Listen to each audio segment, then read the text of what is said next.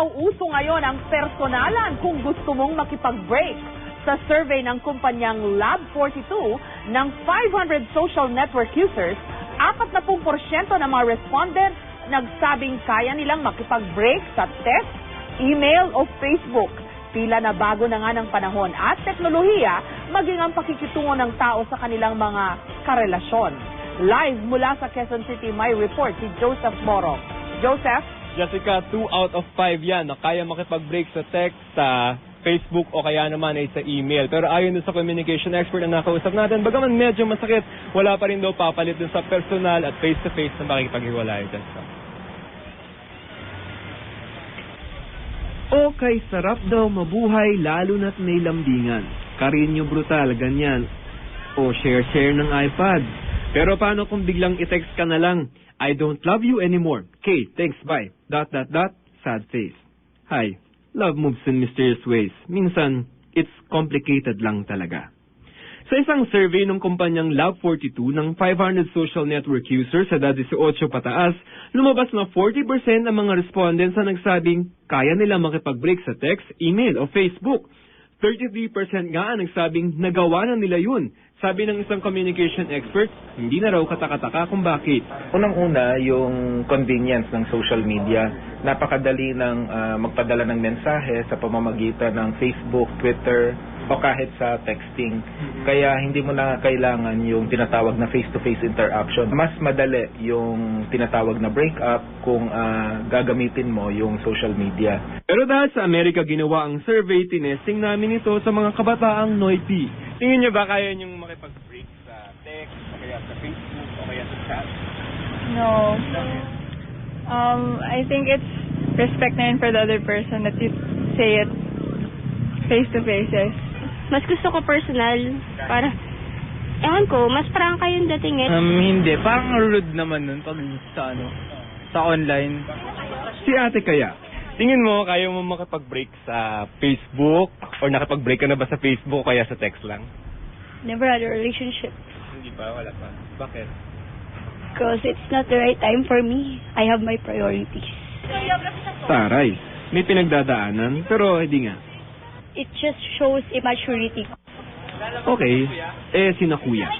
Para po sa akin, mas mabuting personally mo siya sabihin. Para at least pag-usapan niyo yung details kung bakit gano'n. Kasi sa text, kung minsan, parang text pwede ka na mag-reply, gano'n. Hindi ko magagawa sa text na makipag-break o kaya kung tsaka sa FB, hindi ko rin magagawa. Kasi mas gusto ko talaga yung personal. Kung magkakaroon man ako ng relationship, mas gusto ko personal.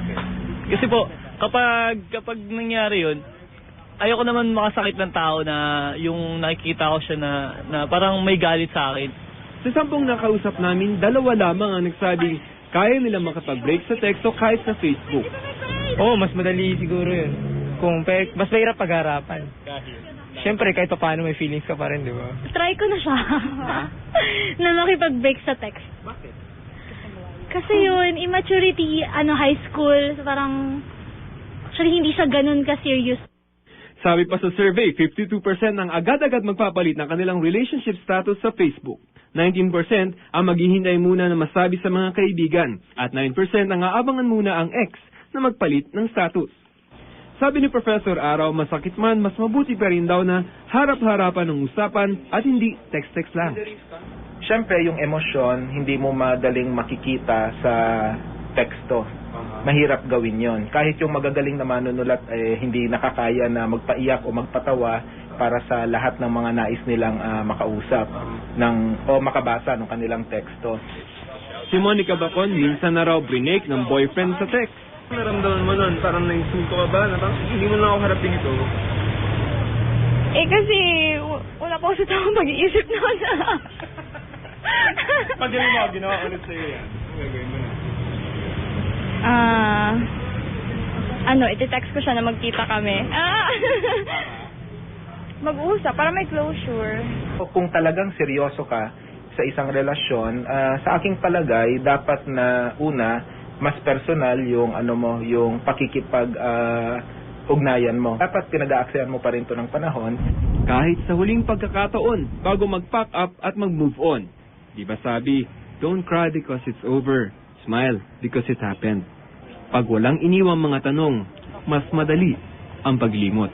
Jessica, kung pagde-date naman ang pag-uusapan, 42% ang nagsabi na personal pa rin naman daw sila magyayaya. 24% lamang yung dadaanin sa Facebook, 16% sa telepono, 16% sa text, at 5% sa email, at 75% naniniwala pa rin na meron silang soulmate. Jessica? Okay, hindi na kita matatanong dahil wala na tayong oras. Maraming salamat, Joseph Morong.